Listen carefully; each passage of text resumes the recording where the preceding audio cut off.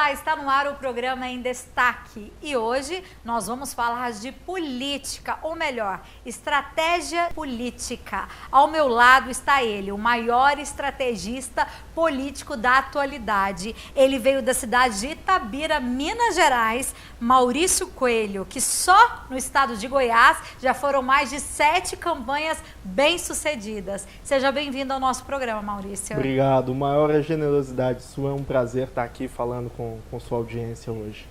Maurício, você é uma pessoa muito humilde, a gente olha assim, vê um garoto, né, muito novo, mas você veio com esse, eu posso falar que com esse poder, com essa estratégia de reverter, né, foi o caso aqui de uma grande campanha que você fez na cidade de Goiânia, vocês entraram desfavorecidos e conseguiram reverter esse número, não foi isso?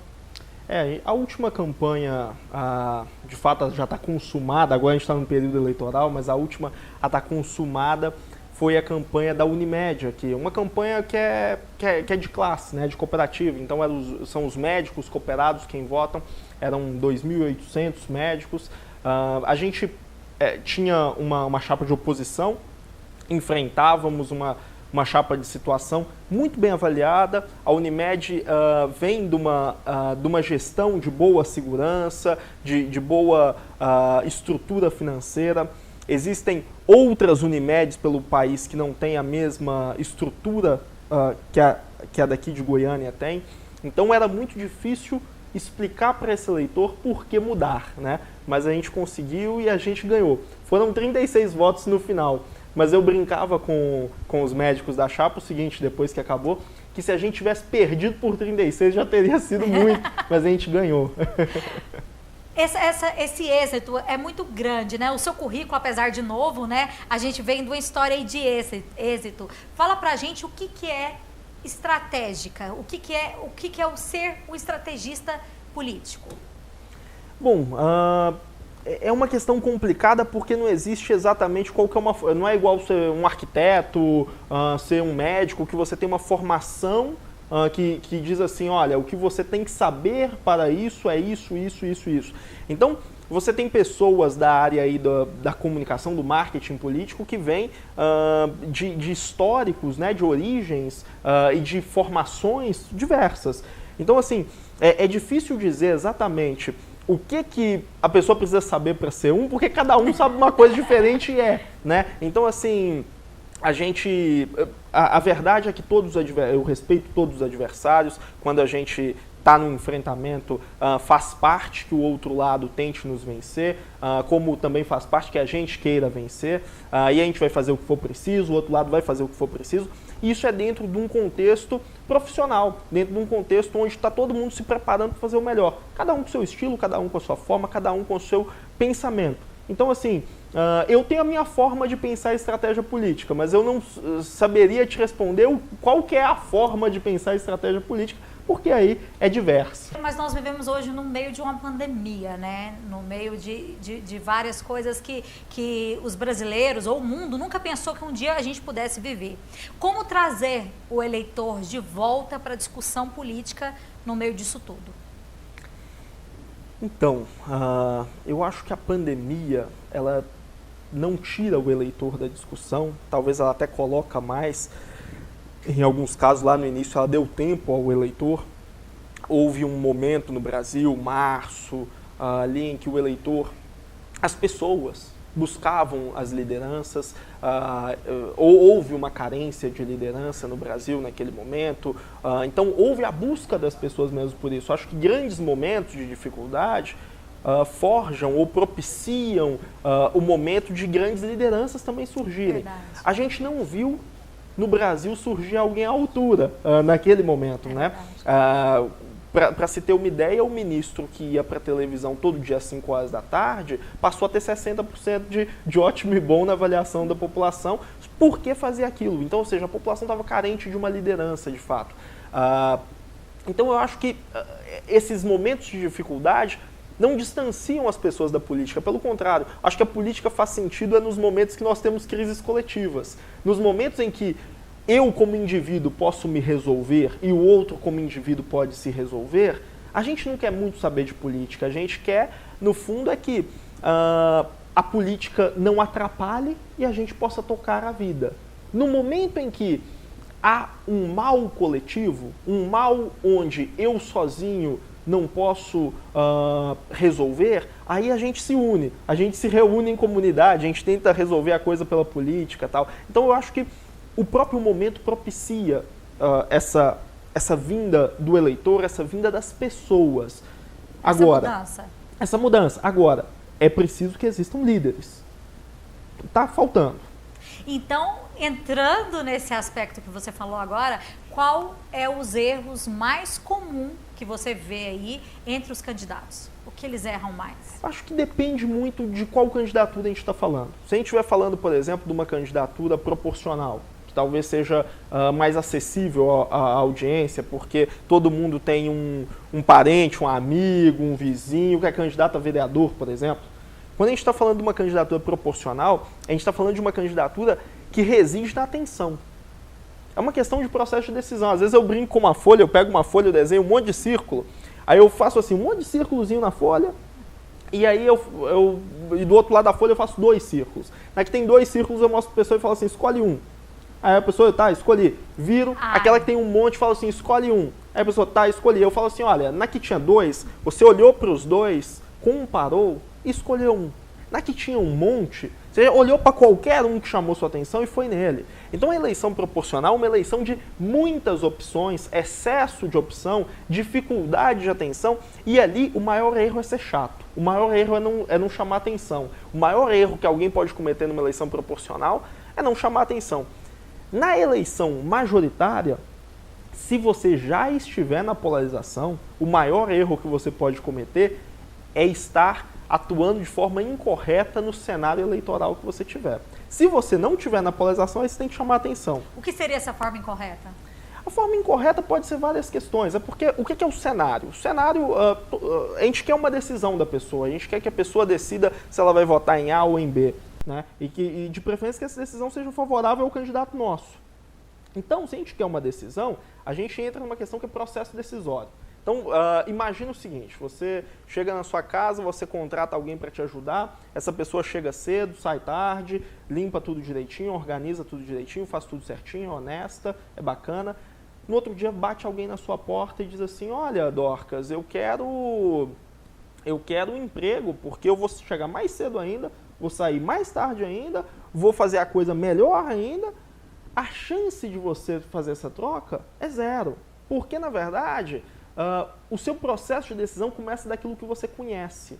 E trocar um conhecido bom pelo um desconhecido não é uma opção que a gente costuma fazer. Agora, se essa pessoa está chegando tarde, está saindo cedo, está limpando mal, está organizando mal, está te roubando, se está acontecendo tudo isso, a pessoa que bate na sua porta nem precisa prometer muito. É verdade. Você troca. Né? Então, ou seja, processo de decisão tem a ver com isso. O que eu já conheço, a minha decisão sempre começa com o que eu já conheço. Então, no caso de uma prefeitura, de um governo de estado, de uma federação, né, um presidente da república, a gente está falando daquele que está no cargo, aquele que está no exercício. E aí, portanto, em todos esses cargos, o indicador mais importante, às vezes a gente fica procurando ali índice de rejeição, a gente fica procurando índice de intenção de voto, o indicador mais importante da eleição, você, eleitor que está em casa, quer acompanhar, se chama o ótimo e bom, né? Ou seja, a avaliação de uma gestão. Esse é o indicador mais importante, porque daí começa a minha decisão. Se eu acho que está bom, eu quero continuar. Se eu acho que está ruim, eu quero mudar. Só que aí tem as nuances, ou seja, cada cenário você tem nuances. Por exemplo, essa da Unimed, onde a gente foi enfrentar uma situação que tinha 77% de ótimo e bom, e vencemos. Porque você tem que olhar para essa avaliação, aí é técnica, você olhar de forma técnica para uma avaliação, encontrar onde ela pode ter rachadura, encontrar onde você pode fazer algo ali para minar aquilo, ou encontrar uma avaliação que ela até se sustenta, mas às vezes a pessoa quer mudar mesmo assim por um contexto muito específico. Então, cada eleição ela tem um tipo muito específico. Saber reconhecer esse tipo, saber respeitar esse tipo. Estamos passando agora por eleições municipais, que são eleições profundamente municipais. Elas não são ideológicas. Vocês podem reparar, no Brasil inteiro, os candidatos mais ideologizados estão atrás nas pesquisas. Os candidatos com mais referência com as cidades, que são os de fato o eleitor está querendo resolver o problema do buraco na rua, o problema da saúde, ele está querendo resolver nas eleições municipais coisas muito específicas da vida dele. Não são problemas ideológicos. Esses problemas ideológicos ele deixa para o governador, deixa para o presidente. Então, é uma eleição muito concreta. Numa eleição como essa, é muito importante saber que o tema é sempre municipal. Não dá para dizer, tem agora uma fórmula que em 2020 vai funcionar no Brasil todo, ou vai funcionar no estado de Goiás todo, ou vai funcionar em algum lugar. Não, cada cidade é uma e o discurso que funciona lá é próprio para aquela cidade e para aquele candidato. Não dá para misturar. Nós vamos agora para um breve intervalo e já já nós voltamos para falar mais sobre estratégia política. Senta que a história é boa. Rapaz, um dia eu fui pescar, eu levei uns barrigas verdes comigo. E mexe daqui, mexe dentro da canoa, eles derrubaram a isca dentro do rio. Eu fiquei chateado demais. Aí eu catei um biscoito da rancheiro, comecei a comer, o peixe, zap, levou meu biscoito. Quando eu levei na boca, outro peixe, zap, eu puxei, falei, moleque, que não, meu filho. Esse biscoito da rancheiro aqui é meu filho, viu? Não é história de pescador, não. Eu não minto. Rancheiro, quem tem história tem mais sabor. This bond is solid gold. We're a diamond and an emerald. It took me forever to find you. Now we've been through the cold and darkest days. The summer's calling.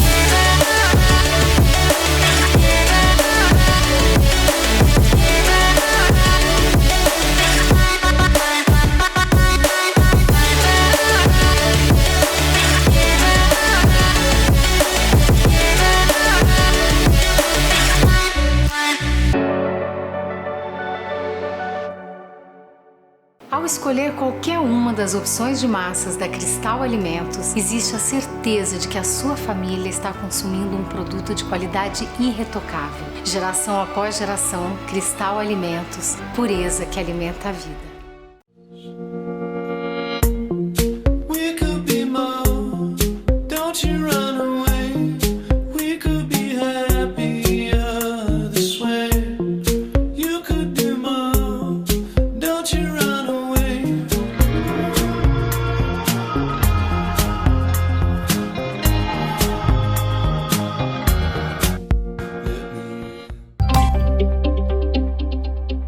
Volta com o programa em destaque e hoje nós estamos falando sobre estratégia política. Ao meu lado está um dos maiores estrategistas políticos da atualidade, Maurício Coelho.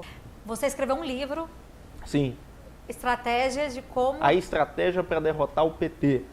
Mas o título é um... Foi contra o partido mesmo? Não foi. O título foi um... Chamariz? Foi uma forma de chamar a atenção mesmo, porque, no fundo, o livro é só uma análise da eleição de 2014. É uma análise, principalmente, do que aconteceu na campanha do Aécio. Né? Então, o livro é uma análise de um momento eleitoral.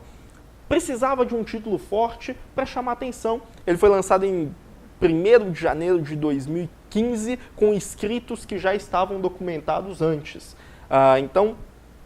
Ou seja, ele precisava chamar atenção naquele momento. Era a posse da reeleição da Dilma e a gente lançando assim. Então foi um livro que teve 100 mil leitores, downloads ali na internet. Ele saiu na Veja, ele saiu na Gazeta do Povo, ele teve o prefácio do jornalista que hoje trabalha na Jovem Pan, Rodrigo Constantino, foi colunista da Veja, foi colunista do Globo e prefaciou o livro na época. Então, o título propiciou muita coisa para chamar a atenção. Mas, de forma alguma, se alguém for petista e ler, vai achar ruim. Só vai achar ruim do título. Você trabalharia para o PT como estrategista? Eu acho que assim, essa questão, eu não tenho problema de trabalhar para partido A ou partido B. Claro que existem alguns candidatos que aí vai longe demais do que eu gostaria, eu não trabalharia. Mas não teria problema de... Já fiz análises para candidatos do PT, já tive a oportunidade de trabalhar com candidatos do PT, bons candidatos. Não é porque alguém é de um partido que necessariamente seja ruim. né? Em geral, não trabalhei com muitos do PT, mas já tive a oportunidade de não ir para uma campanha inteira, mas já de auxiliar com alguma análise, de alguma forma consultiva. Falando em análise, como você analisa o governo hoje nacional?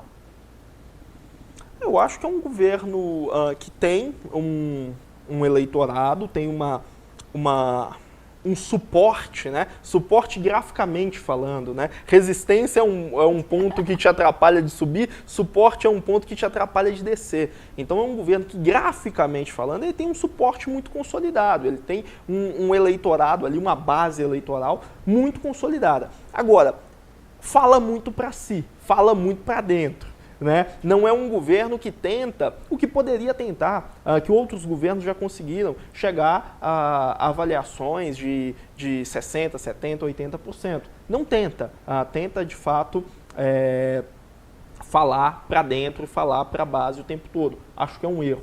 Né? Então, assim, a gente viu, por exemplo, o Bolsonaro trocar um pouquinho da base de votos dele, conseguir um pouquinho ali no Nordeste, com auxílio emergencial, perder um pouco na base que ele tinha em São Paulo, com o que foi feito na pandemia e tal, e ele poderia ter os dois, por que não? Né? Então, ou seja, eu acho que em comunicação, eles têm um lado que acerta muito, que é o de continuar compactando, exagerando e tensionando essa turma que, depois de passado tudo isso, ainda não abandonou, não abandona mais.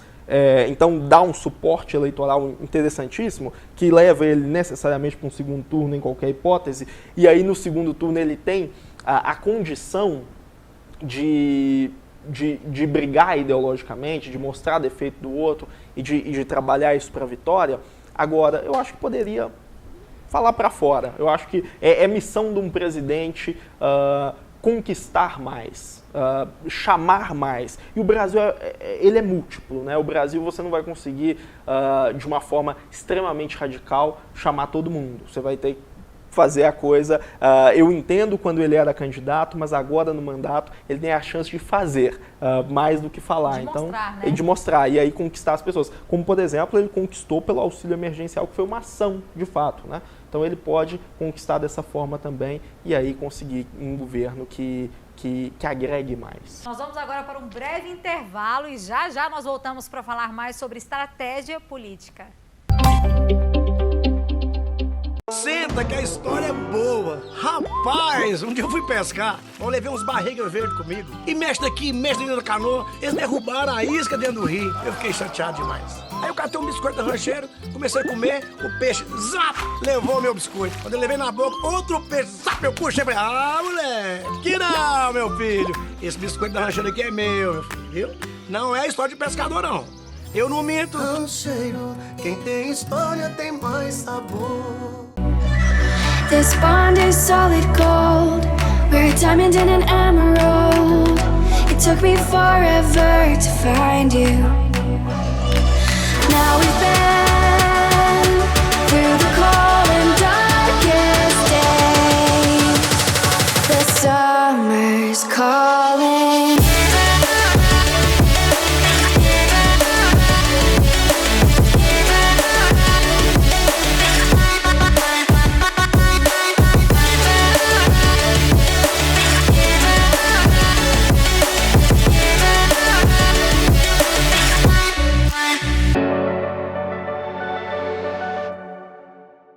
Ao escolher qualquer uma das opções de massas da Cristal Alimentos, existe a certeza de que a sua família está consumindo um produto de qualidade irretocável. Geração após geração, Cristal Alimentos, pureza que alimenta a vida.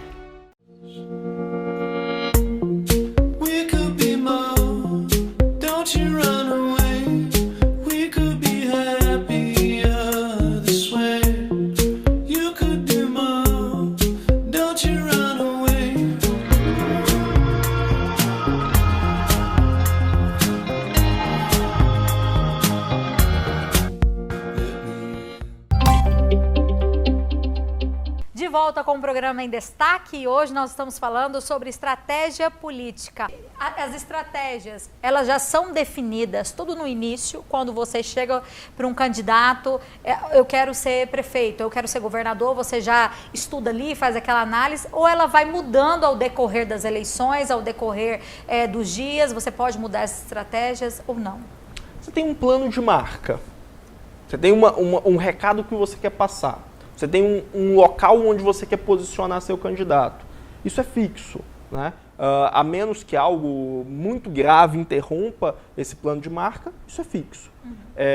Agora, exatamente o que você fala ao longo do caminho e exatamente como que você vai jogando o jogo, você tem a técnica para saber tomar a decisão certa, mas a decisão vai acontecendo ao longo do caminho. A única coisa que você sabe é onde você quer chegar. Agora, você não entra numa estrada pavimentada, você entra numa floresta. Você sabe que você quer chegar em algum lugar. Mas aí o caminho que você vai passando é o caminho que a floresta lhe deixa. Eu diria que é mais ou menos isso. Na verdade, é como você vai descobrindo uma mina, seria isso? Como você vai ali lapidando ao longo do tempo? Não, eu diria o seguinte, a gente sabe o que a gente quer do candidato. A gente sabe, por exemplo, olha, a mensagem que a gente quer passar com esse candidato é isso, o posicionamento dele é esse.